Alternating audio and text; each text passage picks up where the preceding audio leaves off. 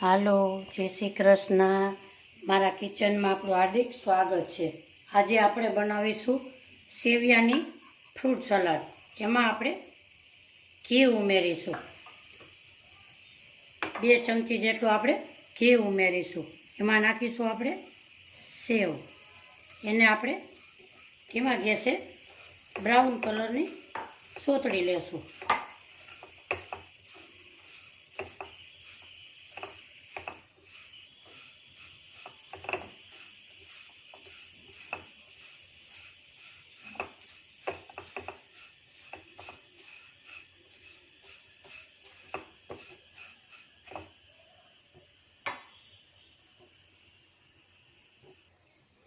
આ સેવિયાની ફ્રૂટ સલાડમાં આ fruit salad તમે જરૂરથી ચોક્કસથી ટ્રાય કરજો. આપણે નાખીશું એમાં 1 લીટર દૂધ.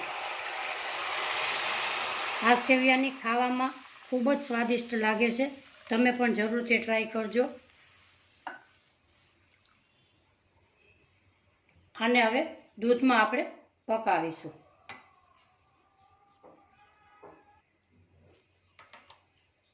સેવ આપણી એકદમ સરસ દૂધમાં મેલ્ટ થઈ ગઈ છે.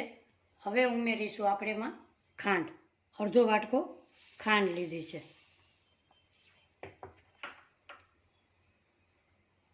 એને પણ આપણે ખાંડને પણ મેલ્ટ થવા દેશું.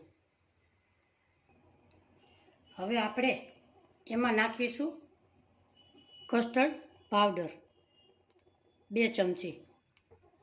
એને હવે આપણે હલાવીશું.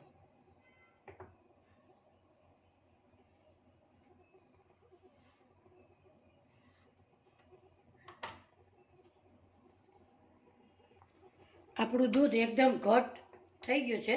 હવે આપણે નાખીશું એલચી પાવડર.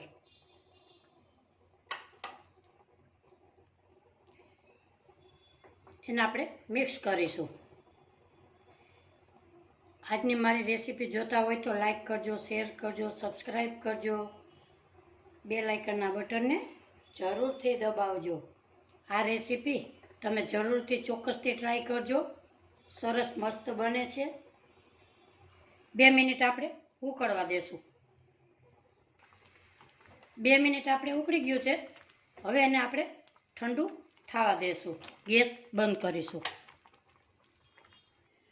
હવે આપણે એકદમ સરસ ઠંડુ થઈ ગયું છે. એમાં આપણે ઉમેરીશું ફ્રૂટ.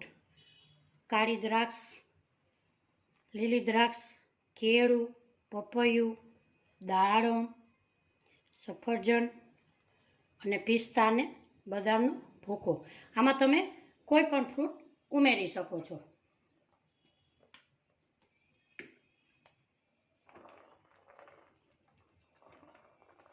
બધું આપણે આમાં નાખીશું. એને હવે આપણે મિક્સ કરીશું.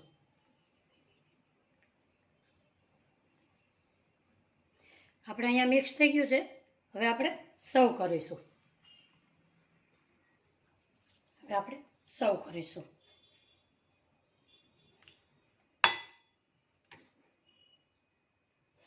આજની રેસીપી મારી તમને ગમી હોય તો કોમેન્ટ બોક્સમાં જરૂરથી જણાવજો. મારી રેસીપી તમને કેવી લાગી.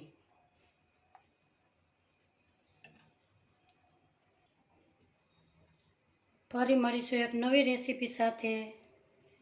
આવજો. જય શ્રી કૃષ્ણ.